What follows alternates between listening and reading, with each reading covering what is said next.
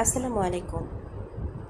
স্বাগত জানাচ্ছি হোমিওপ্যাথিক শিক্ষামূলক ইউটিউব চ্যানেল রুহ অ্যান্ড রেমেডিতে।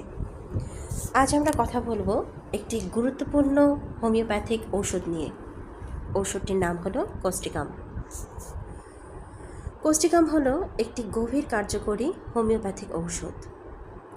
এটি স্নায়ু, বাত, চামড়া এবং শ্বাসযন্ত্রের নানা সমস্যায় ব্যবহৃত হয়, বিশেষ করে যেখানে অসারতা, দুর্বলতা আর পেশির শক্তি কমে যায় সেখানে কোস্টিকাম কার্যকর।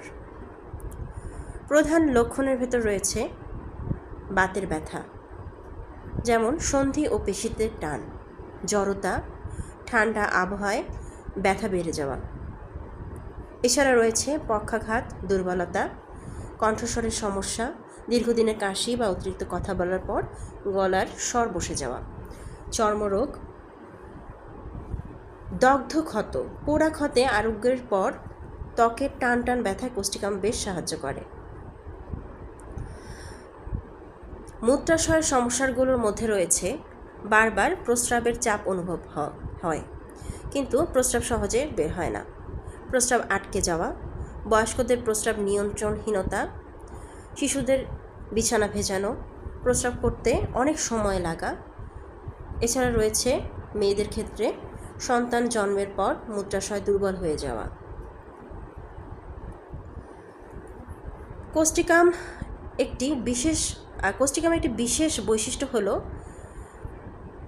এসব রোগীরা খুব সংবেদনশীল ও সহানুভূতিশীল হয়, অন্যের কষ্ট দেখলে কেঁদে ফেলে, আবার নিজের দুঃখ কষ্ট নিয়েও ভেতরে ভেতরে ভেঙে পড়ে। কোস্টিকাম ব্যবহারের আগে অবশ্যই অভিজ্ঞ হোমিওপ্যাথিক চিকিৎসকের পরামর্শ নিতে হবে। কোন পটেন্সি ব্যবহার করবেন, কতদিন করবেন, এটি সম্পূর্ণ রোগীর অবস্থা অনুযায়ী নির্ধারণ করতে হয়। নিজের ইচ্ছা মতো দীর্ঘদিন খাওয়া যাবে না।